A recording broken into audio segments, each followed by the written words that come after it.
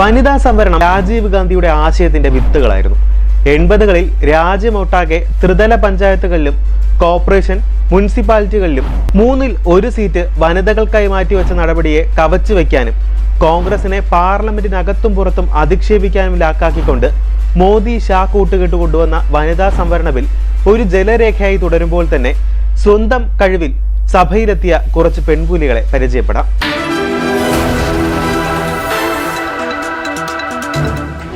സ്ത്രീകൾക്ക് സംവരണം നൽകുന്നതിന് നിയമനിർമ്മാണം തടയാൻ 2010-ൽ രാജ്യസഭയിൽ ബില്ല് പാസാക്കിയെങ്കിലും അത് മുന്നോട്ടു പോയില്ല. രാജ്യത്ത് 18ാം ലോക്സഭയിലേക്ക് തിരഞ്ഞെടുക്കപ്പെട്ടത് 74 വനിതാ MP-മാരാണ്. 2019-ൽ ലോക്സഭയിൽ 14.3% വനിതാ MP-മാരുണ്ടായിരുന്നു. 2019-ൽ BJP 69 വനിതാ സ്ഥാനാർത്ഥികളെയാണ് ഇലക്ഷന് നിർത്തിയത്. ഇതിൽ 30 പേർ വിജയിച്ചു. കോൺഗ്രസ് 41 വനിതാ സ്ഥാനാർത്ഥികളെ നിർത്തിയപ്പോൾ 13 പേർ വിജയിച്ചു. 2019-ൽ കോൺഗ്രസിന്റെ 52 വനിതാ സ്ഥാനാർത്ഥികളിൽ 6 പേർ മാത്രം വിജയിച്ചു. 12 വനിതകളെ നിർത്തിയ തൃണമൂൽ കോൺഗ്രസിൽ നിന്നും 11 പേർ വിജയിച്ചു. 2019-ൽ പാർട്ടിയുടെ 9 വനിതാ MP-മാർ ലോക്സഭയിൽ ഉണ്ടായിരുന്നു. സമാജ്വാദി പാർട്ടിയുടെയും DMK-യുടെയും 4 വനിതാ MP-മാർ വിജയിച്ചിട്ടുണ്ട്. ജനതാദൾ യുണൈറ്റഡ്, ലോക് ജനശക്തി പാർട്ടി എന്നിവയുടെ 2 വീതം വനിതാ MP-മാരും ലോക്സഭയിലുണ്ട്. സമാജ്വാദി പാർട്ടിയുടെ പ്രിയ സരോജും കോൺഗ്രസിന്റെ സഞ്ജന യാദവുമാണ് ലോക്സഭയിലെ ഏറ്റവും പ്രായം കുറഞ്ഞ വനിതാ MP-മാർ. 2024-ൽ 797 വനിതകൾ മത്സരിച്ചു. അതിൽ 74 വനിതകൾ MP-മാരായി. 43 പേരും പുതുമുഖങ്ങളാണ്. എണ്ണത്തിൽ കുറവാണെങ്കിലും സർക്കാരിനെയും മോദിയെയും മുൾമുനയിൽ നിർത്താൻ സഭയിൽ ഈ പുതുമുഖങ്ങൾക്ക് കഴിഞ്ഞുവെന്നത് എടുത്തു പറയേണ്ട കാര്യമാണ്. കിഷ് കഖൂലി ഘോഷ് ദാസ്തിദാൾ, മഹുവ മൈത്രേ, സയോണി ഘോഷ് എന്ന മൂവർ സംഘം സഭയിൽ നടത്തിയ ഇടപെടൽ സഭയിൽ ഭരണപക്ഷത്തിന് തീരാ തലവേദനയായി. അവരോടൊപ്പം പുതുമുഖ MP-മാർ കൂടി വിരൽ ചൂണ്ടിയതോടെ തകർന്നു പോയത് മോദിയുടെ അപ്രമാദിത്വമായിരുന്നു. നിങ്ങൾ എന്നെ പുറത്താക്കി, എനിക്കെന്റെ ഗർഭപാത്രം നഷ്ടപ്പെട്ടു, എന്നിട്ടും ഞാൻ പിടിച്ചു നിന്നു. പുറത്താക്കിയതിനു ശേഷം തിരിച്ചെത്തിയ മഹുവ മൈത്രയുടെ വികാരാതീതമായ പ്രസംഗം മോദിയുടെ മുഖത്തേറ്റ അടിയായിരുന്നു. വെസ്റ്റ് ബംഗാളിലെ കൃഷ്ണനഗർ മണ്ഡലത്തിൽ നിന്നും 50,000-ലധികം ഭൂരിപക്ഷം നേടിയാണ് മഹുവ ലോക്സഭയിലെത്തിയത്. അതിതീക്ഷ്ണമായ വാക്ശരങ്ങൾ കൊണ്ട് പ്രതികരിക്കാൻ കഴിയാത്ത വിധം മോദിയെയും അമിത്ഷായെയും മഹുവ പ്രതിരോധത്തിലാക്കിയിട്ടുണ്ട്.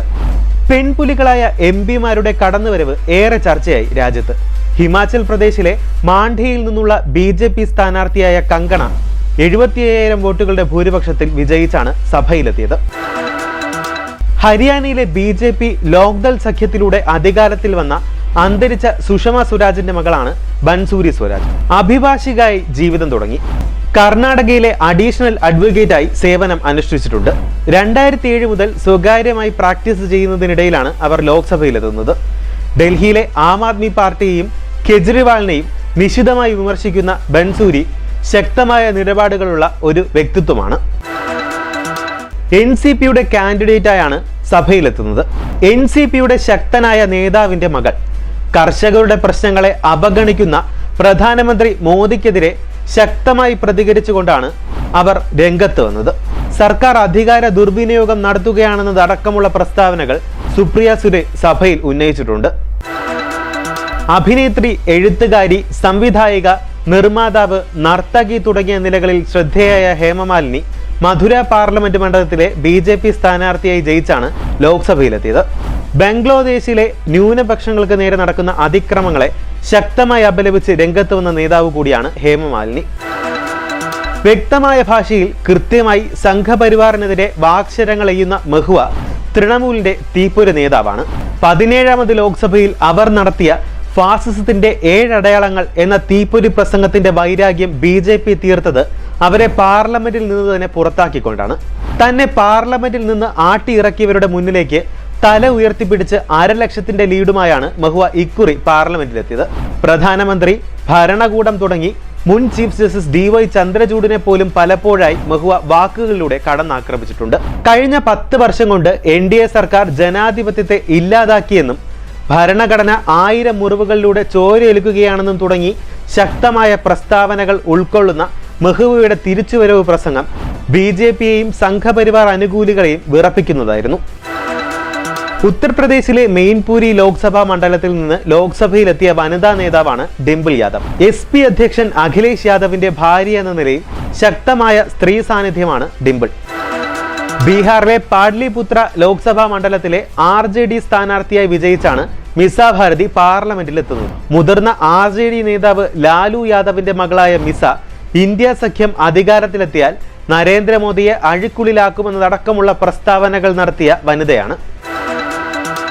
തമിഴ്നാട്ടിലെ തൂത്തുക്കുടിയിൽ നിന്നുള്ള ലോക്സഭാ അംഗമാണ് കനിമൊഴി കരുണാനിധി. തമിഴ്നാട് രാഷ്ട്രീയത്തിലും ദേശീയ രാഷ്ട്രീയത്തിലുമെല്ലാം വലിയ സ്വാധീനമുണ്ടായിരുന്ന മുൻ തമിഴ്നാട് മുഖ്യമന്ത്രി കരുണാനിധിയുടെ മകൾക്ക് പൊതുപ്രവർത്തനം ചെറുപ്പകാലം മുതലേ തന്നെ പരിചിതമായ മേഖലയായിരുന്നു. കവയിത്രി എന്ന നിലയിലും മാധ്യമപ്രവർത്തക എന്ന നിലയിലുമെല്ലാം പേരെടുത്തതിനു ശേഷമാണ് കനിമൊഴി രാഷ്ട്രീയത്തിൽ ശോഭിക്കുന്നത്. നിലവിലെ തമിഴ്നാട് മുഖ്യമന്ത്രി MK സ്റ്റാലിൻ, മുൻ കേന്ദ്രമന്ത്രി MK അഗനിഴി എന്നിവർ സഹോദരങ്ങളാണ്. തമിഴ് ജനത നേരിടുന്ന ഭാഷാ വിവേചനങ്ങൾക്കെതിരെ പാർലമെന്റിൽ ഉയരുന്ന ശബ്ദം കനിയുടേതാണ്. കേരളത്തിലെ വയനാട്ടിൽ നിന്നുള്ള ലോക്സഭാ അംഗമാണ് പ്രിയങ്ക ഗാന്ധി വാദ്ര. വർഗീയ വിഷം തുപ്പുന്നവരെ കടന്നാക്രമിച്ചുകൊണ്ടുള്ള പ്രിയങ്കയുടെ ലോക്സഭയിലെ കന്നി പ്രസംഗം രാജ്യമാകെ ചർച്ചയായിരുന്നു. വാഴ്ത്ത് പാട്ടുകൾക്ക് പിടികൊടുക്കാതെ, വൈകാരികതയിൽ കുടുങ്ങി നിൽക്കാതെ മാനവികമായി തീരുമാനമെടുക്കാനുള്ള പ്രിയങ്കയുടെ കഴിവ് എടുത്തു പറയേണ്ടതാണ്. വിലക്കയറ്റം, തൊഴിലില്ലായ്മ, അദാനി, കർഷക, മണിപ്പൂർ സംഭവ വിഷയങ്ങൾ ഉയർത്തി കേന്ദ്രത്തിനെതിരെ പലപ്പോഴായി പ്രിയങ്ക ആഞ്ഞടിക്കാറുണ്ട്. സർക്കാർ ഭരണഘടനാ സ്ഥാപനങ്ങളെ ദുർബലപ്പെടുത്തുകയും സമ്പദ് വ്യവസ്ഥയെ ദുർബലമാക്കുകയുമാണ്. സത്യം പറയുന്നവരെ, പ്രതിപക്ഷ നേതാക്കളെ, മാധ്യമപ്രവർത്തകരെ, ആക്ടിവിസ്റ്റുകൾ എല്ലാവരെയും ജയിലിലടക്കുകയാണ്. രാജ്യദ്രോഹികളായി കുറ്റം ചുമത്തുകയാണെന്നും പ്രിയങ്ക പാർലമെന്റിനകത്തും പുറത്തും തുറന്നടിച്ചിട്ടുണ്ട്. ഏതായാലും ലോക്സഭയിൽ വനിതാ MP-മാർ തങ്ങൾക്കെതിരെ വിരൽ ചൂണ്ടിയാൽ അത് രാജ്യം മുഴുവൻ ചർച്ച ചെയ്യപ്പെടും എന്ന അറിവുള്ളത് കൊണ്ടാവണം മോദിയും കൂട്ടരും വനിതാ സംവരണം ഏർപ്പെടുത്തുന്നതിൽ നിന്ന് പിന്തിരിഞ്ഞു നിൽക്കുന്നത്. കൂടുതൽ വാർത്തകൾക്കും വിശേഷങ്ങൾക്കും ഞങ്ങളുടെ channel like, share and subscribe ചെയ്യുക. ഞങ്ങളുടെ വീഡിയോകൾ ഉടനടി ലഭ്യമാകുന്നതിന് സബ്സ്ക്രൈബ് ബട്ടണിലെ ഓൾ ഐക്കൺ എനേബിൾ ചെയ്യാനും മറക്കരുത്.